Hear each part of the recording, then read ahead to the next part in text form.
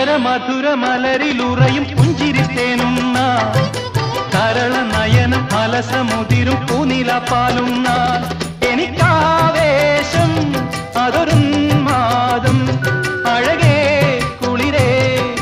നിന്നെയും തേടി അന്നനം പാടി അരികിൽ വരുന്നു ഞാനും മലർമിഴിയാളെ